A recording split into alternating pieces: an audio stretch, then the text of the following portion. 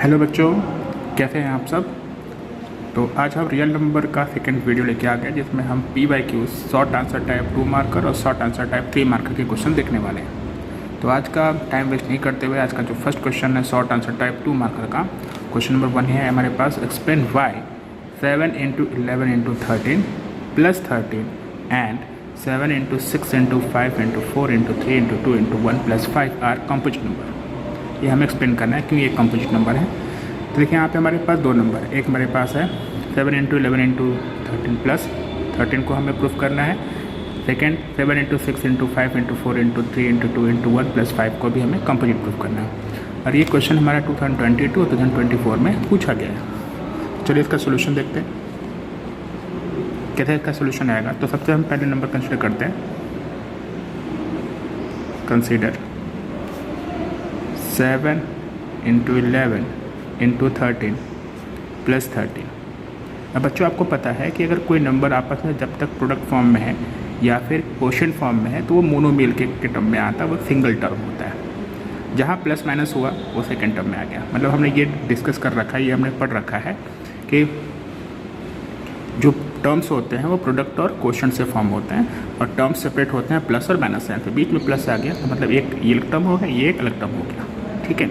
तो पूरा एक सिंगल टर्म है। तो इसमें आपको दिख रहा है कॉमन क्या दिख रहा है।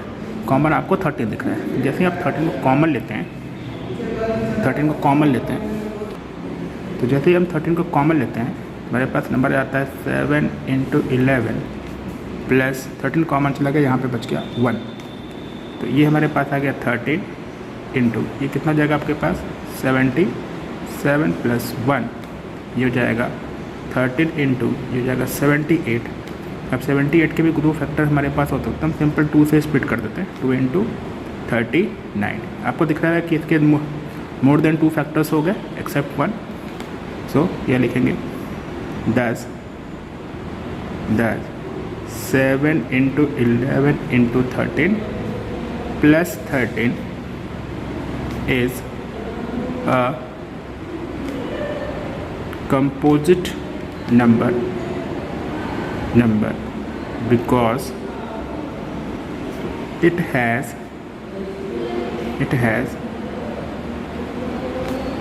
more than 2 factors।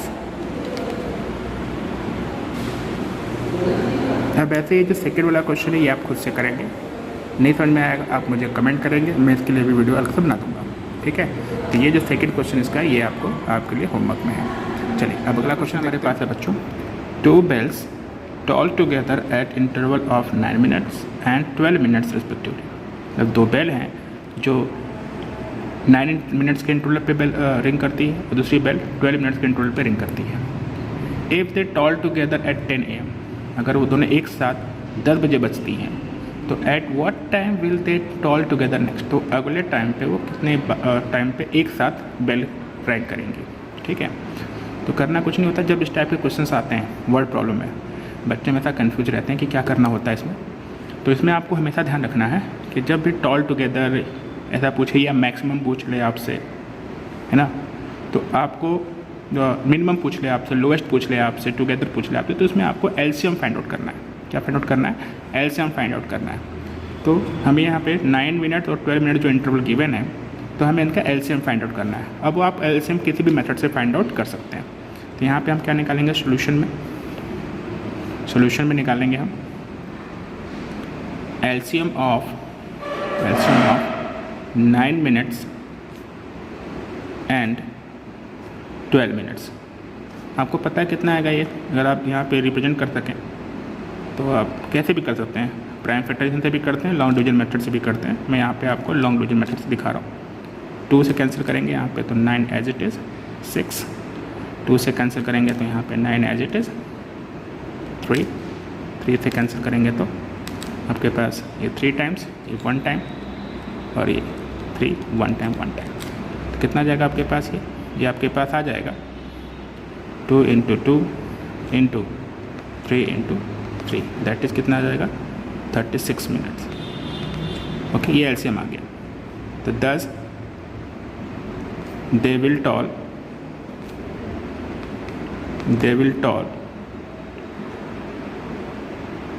9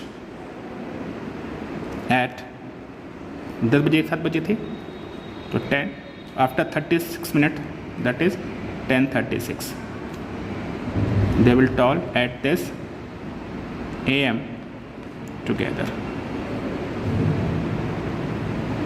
ओके, तो जब भी ऐसे क्वेश्चंस आएँ, ये भी क्वेश्चन आपका 2023 और 25 में पूछा गया है, ये भी 2 मार्क्स का क्वेश्चन है।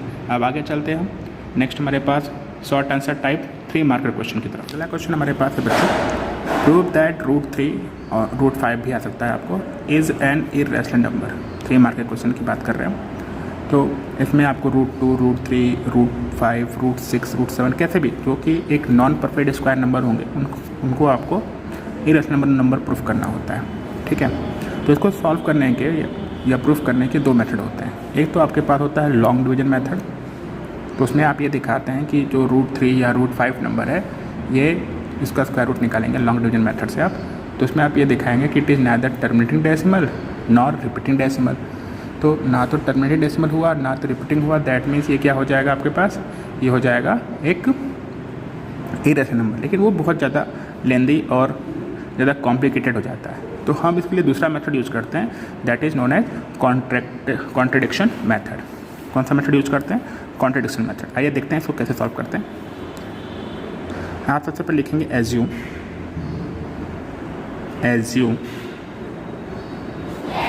contrary to what we want to prove, we want to prove that √3 को हम देख लेते हैं। √3 is a rational number. Okay बच्चों, हमें प्रूफ करना था इरेशनल और हमने क्या ले लिया कि एक रैशनल नंबर है। तो रैशनल नंबर है तो therefore √3 can be represented in the form of p/q। Rational number की डेफिनेशन होती है where p and q are coprime. आप चाहे तो इसको स्टेटमेंट वाइज नीचे लिख सकते हैं, अदरवाइज इसे रीजन में दे सकते हैं। अब को-प्राइम है तो को-प्राइम का मतलब ये होता है कि ऐसे 2 नंबर जिनका हाईएस्ट कॉमन फैक्टर 1 होता है। ठीक है, मतलब जो भी हमारे पास p and q हैं, इन p q का जो हाईएस्ट कॉमन फैक्टर होगा ये 1 आएगा। ठीक है, तो अब आप रूट हटाने के लिए क्या करते हैं? Squaring on both side, squaring on both side. तो क्या मिलेगा? √3 का स्क्वायर करेंगे और p/q का भी स्क्वायर करेंगे। क्या मिलेगा आपके पास? ये 3 मिल जाएगा p²/q²। इसको स्टेटमेंट वाइज लिखेंगे, क्रॉस मल्टीप्लिकेशन करके लिखें तो कैसे लिखेंगे? p² = 3q²। यहाँ तक क्लियर हुआ? तो इसका मतलब ये हुआ कि हमें एक स्टेटमेंट दे रहा है। अगर एल्गोरिदम की बात करें, डिवीजन एल्गोरिदम, तो डिवीजन एल्गोरिदम ये बताता है हमें कि अगर p² को 3 से डिवाइड करें तो p इसका क्वोशिएंट q आ रहा था, राइट। तो यहाँ लिखेंगे p² इज डिविजिबल बाय 3। तो आपको ये याद होना चाहिए कि अगर कोई परफेक्ट नंबर का स्क्वायर किसी प्राइम नंबर से डिविजिबल हो रहा है तो उस नंबर का स्क्वायर रूट भी, दैट इज़ p भी 3 से डिविजल होगा। Then p is also divisible by 3। Okay, ना अगर आपने ये प्रूफ कर दिया तो आपको क्या देखना पड़ेगा कि जो पुट करना पड़ेगा एक नया variable, put p = 3k where k is any integer, where k is any integers।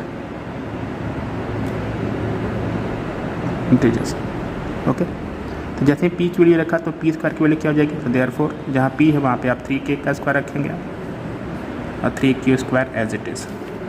अब आप यहाँ देखेंगे 3k का स्क्वायर करेंगे तो हो जाएगा ये 9k² = 3q²। इसको सॉल्व करेंगे तो कितना मिलेगा, Q square equals to 3k²।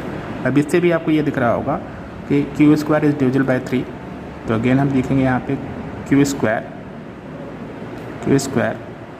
Is divisible by 3। अगर किसी परफेक्ट स्क्वायर नंबर को अगर हम किसी प्राइम नंबर से डिवाइड कर सकते हैं तो इसका स्क्वायर रूट भी क्या होगा, इस प्राइम नंबर से डिवाइड होगा। तो then Q is also divisible by 3। तो दिस अराइज कॉन्ट्रडिक्शन, आप बताएंगे this arise contradiction that P and Q are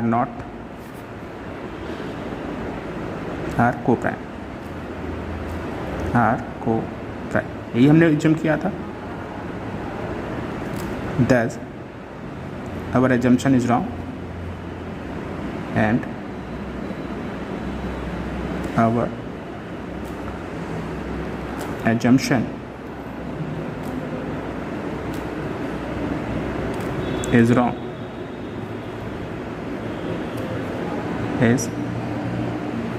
क्या रॉन्ग था हमारा assumption? हमने लिया था कि एक रैशनल नंबर है, तो therefore √3 is an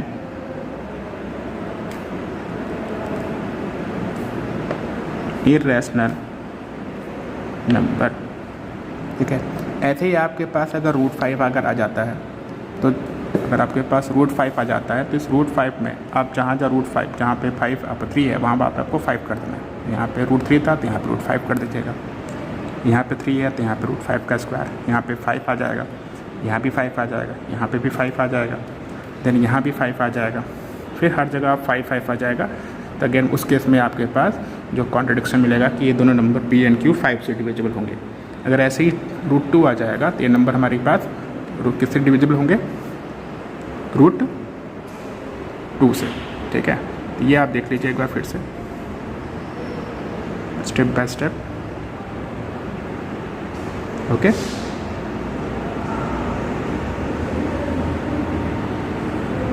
ठीक है, अब पढ़ते हैं हमारे बच्चों हमारे पास given that √2 is an irrational number, prove that 5 minus √2 is an irrational. ये 2024 में पूछा गया। अब इसी केस में मैंने जो और करके दिया हुआ या आप होमवर्क में करेंगे क्या है 3 + 2 √5। अब इसमें क्या दिया हुआ कि गिवन दैट जो रूट वाला नंबर है 5 यहाँ दिया रहेगा कि √5 इज एन इर्रेशनल नंबर। ठीक है, उसे आपको यहाँ पे सॉल्व करना है। तो मैं प्रूफ करके दिखा रहा हूँ 5 - 2 √2। ठीक है, जिस केस में हमारे पास √2 एक इर्रेशनल नंबर है।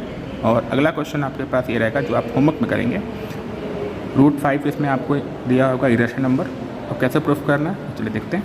इसके पहले जो मैंने क्वेश्चन बताया था आपको, क्वेश्चन नंबर 1 3 मार्कर का, यह आपका 3 टाइम पूछा गया है। मतलब ये जो क्वेश्चन मैंने आपको बता रखा है ये क्वेश्चन आपका 22, 24, 25 में पूछा गया है। चलिए आगे देखते हैं इसका सॉल्यूशन। कुछ नहीं करना, अगेन हमें जिसको प्रूफ करना है लिखेंगे assume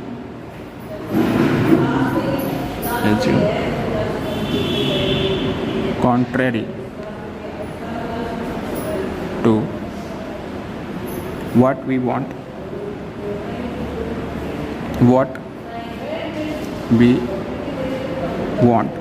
to prove that 5 minus 2 √2 is a rational। Okay बच्चों, अब अगेन ये रैशनल नंबर है तो इसका सिंपलेस्ट फॉर्म क्या होगा। सो देयरफॉर 5 - 2 √2 इज़ A/B लिख देते हैं, P/Q लिखें या A/B लिखें, सब एक ही चीज़ है। हम क्या करते हैं एक एक नंबर करके ट्रांसफ़र करते हैं। इसे हम राइट साइड में ट्रांसफ़र करते हैं पॉजिटिव करने के लिए, इसे हम लेफ़्ट साइड करते हैं। सो ये हमारे पास केस आ जाएगा 2 √2 is equals to 5 minus A upon B. अब आप इसका अगर एल्शियम ले लेंगे तो ये कुछ ऐसे मिलेगा आपके पास 5b minus A upon B. ये p/q फॉर्म में हो गया। 2 को भी ट्रांसफ़र कर देंगे आप, तो √2 इज इक्वल टू क्या मिलेगा आपके पास 5b minus A upon 2b। लेकिन हमारे पास क्या दिया हुआ है, बट